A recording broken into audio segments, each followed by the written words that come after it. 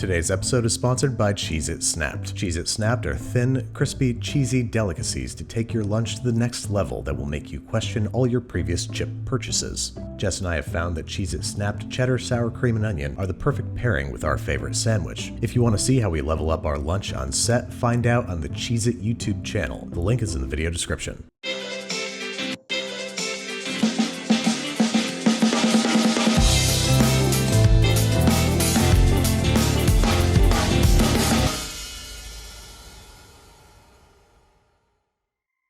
Alright, so here in New York City, the love for chopped cheese runs deep. So naturally, the first move is to go out and get one. For science, of course, not because I want to absolutely demolish it later off camera with no pants on. As you can see, it's served on a classic New York City hero. It contains lettuce, tomato, ketchup, mayo, fried onions, and 2 whole burger patties, chopped up and fried with a whole lot of melted American cheese. This one's got green peppers in it, not strictly traditional, but a nice addition. And altogether, it's a perfect food item. It's not something we could dare try to improve upon or put our own foodie hipster spin on. It is only something we can desperately try to imitate, just as soon as I've recovered from eating this one in its entirety. Now the first thing we have to take a look at is the bread. New York City style heroes are pretty much your standard grocery store sub roll. They're light, dry, little chewy, little shiny. The bottoms are dusted with semolina flour. The whole thing kind of reminds me of like a long, skinny Kaiser roll. It clocks in just shy of about 10 inches long. Not that that matters, I'm just being over thorough. And it has a light, fluffy, airy, slightly dry, semi-irregular, but still pretty tight crumb. Perfect for soaking up all those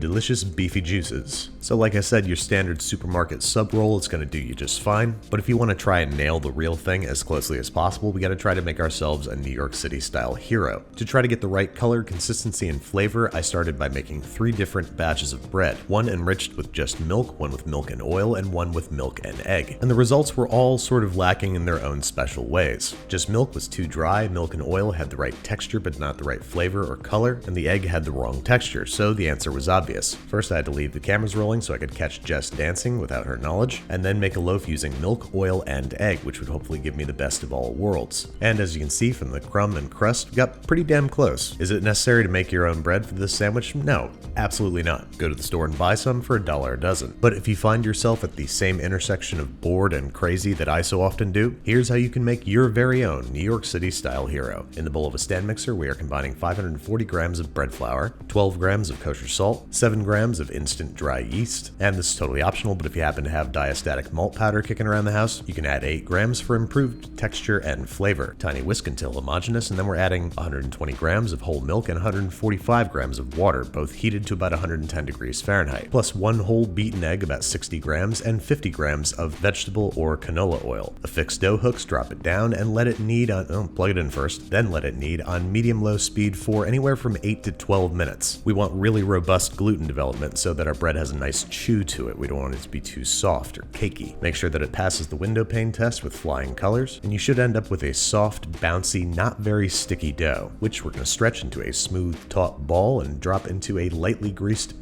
bowl. I genuinely forgot the word bowl for a second there. Cover tightly with plastic wrap and let rest at room temperature for at least 1 hour up to 2. We want it to double in size. Go ahead and give the bottom of your bowl a nice tickle. Punch it down until you've knocked out the air. And then so we end up with 4 consistent heroes. We're going to weigh the whole batch of dough and divide it into 4 using math. Most phones or home PCs come with a built-in calculator nowadays, so this becomes super easy. Cut it into 4 vaguely rectangular pieces that we're going to press and stretch into less vaguely rectangular pieces. 9 or 10 inches wide and about 6 inches long. Then, like most enriched breads, we're going to roll and pinch it into a nice tight log, which we're going to thoroughly pinch shut to make sure that there is no seam that can split open in the oven or during the rising process. Normally you'd want to taper the ends of a sub roll, but a hero has characteristically flat front and back. Then, as I mentioned, you can see finely ground cornmeal or semolina flour on the bottom of the rolls. So we're going to dust some parchment paper set in a rimmed baking sheet with semolina flour, plop our loaves on top, cover them loosely with greased plastic wrap to make sure that they have room to rise, and give them about 45 minutes to an hour until they are doubled in size. Preheat your oven to 425 degrees Fahrenheit with the rack in the lower third of the oven, but before these guys head into the sauna, we're brushing them down with a mixture of equal parts beaten egg white and whole milk. This is going to give them that nice glossy, bubbly top without too much yellow color. Last but not least, hero rolls are usually either unscored or have a single slice along the top. I do recommend scoring them because this helps with oven spring. Bake for 10 to 14 minutes minutes, rotating halfway through until they are puffed, browned, and their thickest point registers 190 degrees Fahrenheit. Give them a little spin because it's fun for them, probably, and allow them to cool completely at least 2 hours before we turn them into vessels for our chopped cheese. The toppings for which are simple and non-negotiable. Finely shredded iceberg lettuce, relatively short shreds too, you don't want anything too long or stringy in there, a few slices of beefsteak tomato, and half a small onion that we're going to chop and saute with the beef. Speaking of which, it's finally time to head over to the stovetop. Chopped cheeses are usually made on a flat top next to bacon and eggs and everything else that's cooking in the bodega, so our closest approximation is a wide, flat, cast iron skillet. I got a little bit of vegetable oil here that I'm heating over medium-high until just starting to smoke. As soon as it does, down go 2 pre-formed hamburger patties. And use third pounders, don't be shy. Then right around these patties, we're going to scatter our chopped onions, then we're going to let everything sit for about 3 minutes. The only secret ingredient that I can find that bodegas use is a generous pinch of adobo seasoning, an all-purpose seasoning made of salt, garlic, oregano, and turmeric. So like I said, don't touch anything for like 2 to 3 minutes, let that beef form a nice crust, let those onions get some nice color, then it's time for this sandwich to start living up to its name. Chop up the beef with a heavy spatula, mix it in with the onions, and continue sauteing until everything is nicely browned and the beef is cooked through. Shouldn't take more than like 2 more minutes. Then we're going to organize the beef and onions into a long pile in the center of the skillet, because now it's time for the sandwich to live up to the other part of its name, the cheese. 3 slices of yellow American singles, no exceptions. Don't let me catch you putting Gruyere in your chopped cheese, or prepare never to show your face in Harlem again. Let that melt completely, let the beef get a little crusty on the bottom, and with that, we're ready to serve. Highly recommend lightly toasting your hero first. This is not a forgiving sandwich and you're going to need the extra structural integrity. Then grab your very longest spatula, because ideally you want to try to get all the beef and cheese in one fell swoop. Didn't nail it on my first try, but that's okay. There should be just enough beef and cheese that the sandwich can't really contain all of it. Once you have as much as you can on there, top it up with the tomato, the lettuce, and then standard condiments are a healthy squirt of ketchup and mayo. And folks, that's about it. The hardest part about this sandwich is topping it up and trying to keep it all in one piece and fitting it in your mouth. But the rewards for doing so are staggering. There's a good reason that this sandwich has gained notoriety outside of New York City in the past few years. It is a masterpiece.